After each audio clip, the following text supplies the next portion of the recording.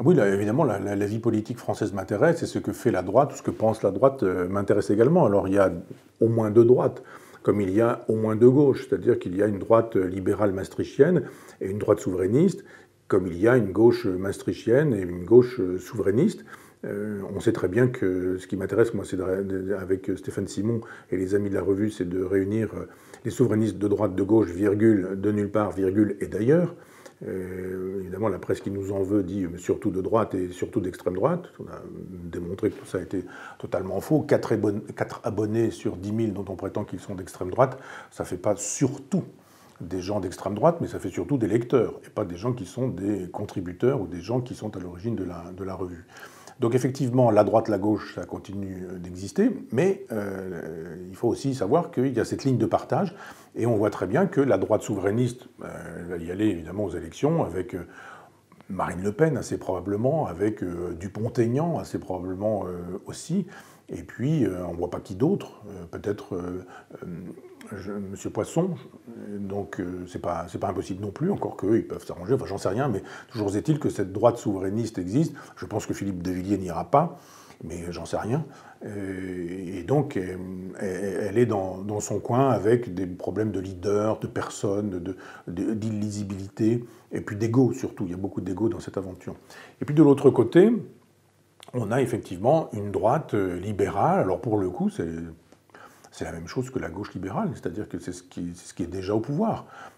Macron est cet homme-là, mais Juppé est cet homme-là, était cet homme-là, Sarkozy était cet homme-là, et d'autres le sont aussi. Donc la vraie ligne de partage, elle est entre ceux qui pensent qu'il faut continuer dans l'Europe maastrichtienne. À ce moment-là, pas de problème, continuons. Et nous aurons, comme toujours, la guerre civile, les violences des banlieues, la disparition des territoires enfin les fameux territoires perdus de la République. Et puis on ne touchera pas à ces choses-là, parce que de toute façon, on a peur de la guerre civile et que le but, c'est de continuer à plonger la France dans un bain d'acide pour faire de telle sorte que la nation n'existe plus. Alors après, il n'y a plus que des problèmes de personnes. Barouin, dit Hervé Morin, Retailleau dit « moi j'y vais », Sarkozy dit « je n'y vais pas, je n'y vais pas, je n'y vais pas, je n'y vais pas, mais il ne faut pas me chercher parce que je pourrais y aller quand même ». Et donc il écrit ce livre en disant « qu'est-ce que j'étais beau, qu'est-ce que j'étais grand, qu'est-ce que j'étais fort ». Je suis toujours disponible, mais je ne suis pas disponible. Hein. Mais s'il y a un petit trou de souris, je peux peut-être y aller, etc. Enfin, personne n'est dupe. Il y a à peu près que Nadine Morano à être honnête et à dire bah, j'y crois pas, hein, Sarkozy, bien sûr qu'il ne pense qu'à ça et qu'il a envie d'y aller. Donc c'est une question d'opportunité politique, parce que si c'est une logique d'offre et de demande. Le projet politique de Macron, c'est le projet politique de Sarkozy. Donc c'est aussi le projet politique d'Édouard Philippe, qui est aussi le projet politique d'Emmanuel Hollande, de François Hollande, joli lapsus, et de tous ces gens qui défendent l'Europe maastrichtienne. Ils défendent la même chose. Donc après, il y a juste un problème d'emballage. Vous êtes à Noël, et puis vous avez 10 paquets cadeaux, des très gros, des très petits, des rubans rouges, des rubans jaunes, des petits pois, des papiers rouges, des papiers blancs, des papiers bleus, etc. Formidable. Et vous ouvrez tous ces paquets, et c'est la même barre chocolatée pour tout le monde. Eh bien, c'est la même chose avec tous ces gens qui défendent l'Europe maastrichtienne à droite. C'est-à-dire qu'il n'y a rien à attendre de ces gens-là, c'est-à-dire Retailleau, Sarkozy, Barouin, etc. C'est la même politique. C'est le style qui change. Donc on peut avoir un nerveux avec Sarkozy, on peut avoir un apathique avec Barouin, on peut avoir, je sais pas, enfin, un apparatchik avec Retailleau, on peut avoir tout ce qu'on voudra, ou alors on a une espèce de sage fabriqué par Emmanuel Macron lui-même, qui est Édouard Philippe. Et lui, c'est le plus malin, c'est-à-dire que d'abord, il a été viré par Macron, quoi qu'on en pense, il était mis à la porte. Ou alors, il a quitté et ils souhaitaient l'un et l'autre se séparer. Mais on voit bien que Édouard Philippe est quelqu'un qui est dans la représentation nationale, alors qu'Emmanuel Macron ne l'est pas. C'est un personnage qui se fait photographier avec des gamins torse nu qui l'enlacent et qui font des doigts d'honneur. Il nous dit que les Français sont des Gaulois réfractaires, que des femmes qui travaillent dans les usines sont des illettrés, qu'il suffit de traverser la rue pour trouver du travail, etc., etc. Il se fait photographier alors que tout le monde est dans la souffrance sociale, qu'il y a des usines qui mettent la clé sous la porte, que des artisans vont faire faillite, que des paysans se pendent. Il est en jet ski photographié pendant ses vacances. Bonjour l'écologie d'ailleurs, formidable le jet ski pour l'écologie, je pense que Yannick Jadot appréciera. et tous les écologistes apprécieront cette façon de polluer les eaux, l'atmosphère, de troubler la vie des poissons, la vie des baigneurs, etc. Et évidemment, Édouard Philippe est un personnage qu'on n'a pas vu torse nu, qu'on n'a pas vu en short, qu'on n'a pas vu enlaçant sa femme, qu'on n'a pas vu tenir la main de sa femme pour assister à des obsèques. Je songe à celle de Simone Veil, par exemple. On ne sait pas où il a passé ses vacances, on ne sait pas à quoi ressemble sa femme, on ne sait pas si sa femme porte des monokinis, des bikinis ou des strings, on ne sait pas ce qu'il a lu pendant les vacances ou s'il a pas lu, s'il a reçu des copains, où est-ce qu'il était, dans quel endroit de France ou du monde il se trouvait. On ne sait rien de tout ça. Il est digne, il est droit, il est élégant, il est correct, il n'a pas de casserole au derrière, on n'a rien à lui reprocher. Il n'a pas soutenu des gens comme Benalla, il n'a pas soutenu des individus comme, je ne sais plus comment elle s'appelle, Mimi, cette dame qui a fait partie du milieu et qui est aujourd'hui responsable de la communication de M. Macron et de son épouse Brigitte.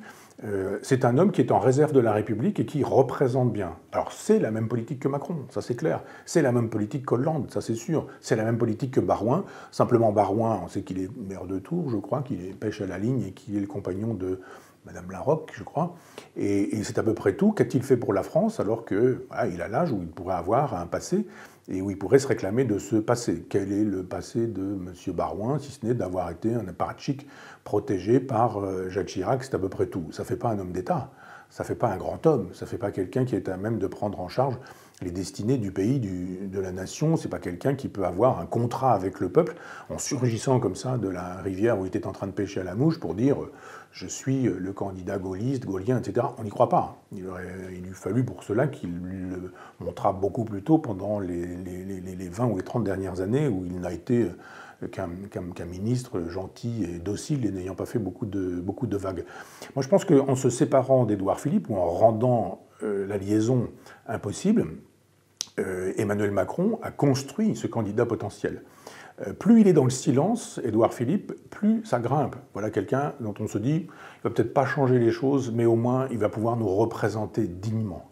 On en a assez d'être représenté de manière indigne par quelqu'un qui se comporte mal comme Emmanuel Macron. Et les gens sont prêts à dire, après tout, on veut bien que le monde ne soit pas susceptible d'être changé comme ça, avec un claquement de doigts, mais si on avait un président de la République qui ne dise pas « casse-toi connard, casse-toi pauvre con », ou « on va vous débarrasser de la racaille au Karcher », ou les sans-dents, etc., etc., si on a un personnage qui est capable d'incarner dignement la fonction, je pense qu'il y a plein de gens qui iront vers lui et qui déclasseront de ce fait les candidatures des Barouin, les candidatures des Sarko, qui a montré qui il était, et les autres candidatures. Donc je pense que le personnage le plus à même de rafler la mise est celui qui fait le moins de bruit, celui qui se fait oublier, celui qui est reparti sur ses terres en province, celui qui a montré son attachement à sa ville du Havre et à la Normandie. Le casting Castex était une sottise totale, c'est-à-dire cette façon de sortir quelqu'un de nulle part, qui était un genre de technicien de la santé, un apparatchik lui aussi, mais qui arrive avec son accent, comme si un accent du Sud, ça pouvait suffire pour dire on va faire une politique des provinces maintenant, hein, on va s'occuper des régions. Vous avez vu l'accent qu'il a, hein, c'est bon pour la com, ce genre de choses.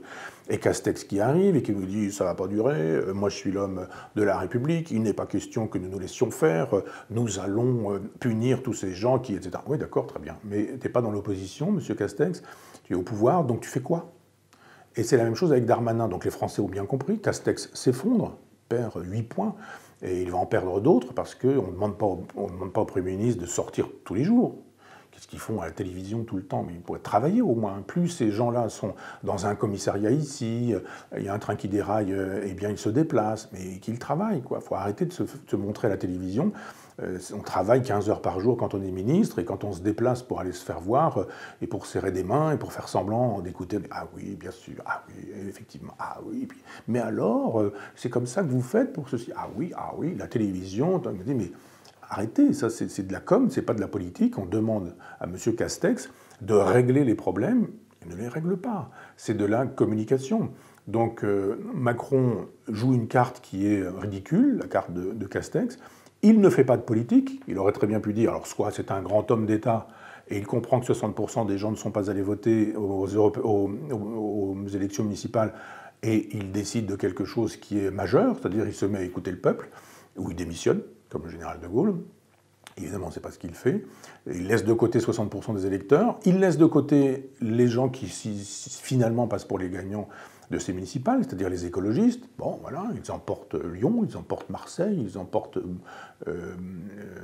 Bordeaux, ils ont failli emporter Lille. Il faudrait refaire des comptages. Et puis, il aurait très bien pu dire, eh bien très bien, moi je vais chercher un écologiste, je le place là au ministère, c'est clair, je dis, j'ai entendu ce que vous m'avez dit, et puis voilà. Et puis pendant les 2 ans, c'est ce qu'aurait fait Mitterrand, il détruit les écologistes en montrant qu'ils ne sont pas capables de gouverner, et pour le coup, l'écologiste qui pourrait lui prendre des voix aux élections présidentielles, il ne les lui prend pas. Eh bien non, pas du tout. Il ne veut pas s'occuper des écologistes, c'est l'homme du jet ski, je vous le rappelle, et il ne veut pas s'occuper des abstentionnistes non plus. Il va chercher un sarkozyste et il met Castex en disant on attend, on patiente, etc. Pendant ce temps, des sauvageons sautent sur les voitures parce que le PSG a gagné ou parce qu'il a perdu. Enfin, c'est pareil, de toute façon, le bazar était prévu. On agresse des policiers avenue des Champs-Élysées, on saute sur les camions de policiers et puis il ne se passe rien. On nous dit ça ne va pas durer, ça n'est pas bien. Darmanin intervient, non, les coupables seront sévèrement punis. Il ne se passe rien du tout. Donc les gens ont bien compris qu'on ne pouvait plus faire confiance dans les Maastrichtiens, une fois Maastrichtien de droite, une fois Maastrichtien de gauche, et que globalement, quand on ne dispose pas de la souveraineté, eh bien, on ne s'occupe pas de la police ou éventuellement on maltraite sa propre police. Castaner qui nous dit l'émotion est supérieure à la loi et l'émotion est supérieure au droit quand il s'agit de permettre à 20 000 personnes de manifester en faveur d'Adama Traoré, dont on sait qu'il n'a pas été la victime qu'on raconte. Donc voilà où nous en sommes actuellement. Il peut se passer plein de choses pendant les 2 années qui viennent, mais je crois que toutes ces fausses candidatures qui surgissent et qui vont exploser comme des bulles de savon ne compteront pas pour grand-chose quand Édouard Philippe déciderait, je parle au conditionnel, déciderait d'y aller parce qu'il écrasera tout le monde. Sur son passage, ça paraît évident, tout le monde disparaîtra. Macron aura du souci à se faire, les socialistes aussi, et je pense que, pour le coup, les Maastrichtiens pourraient se réjouir parce que leur politique pourrait continuer à être au pouvoir, et il n'y a que ça qui les intéresse.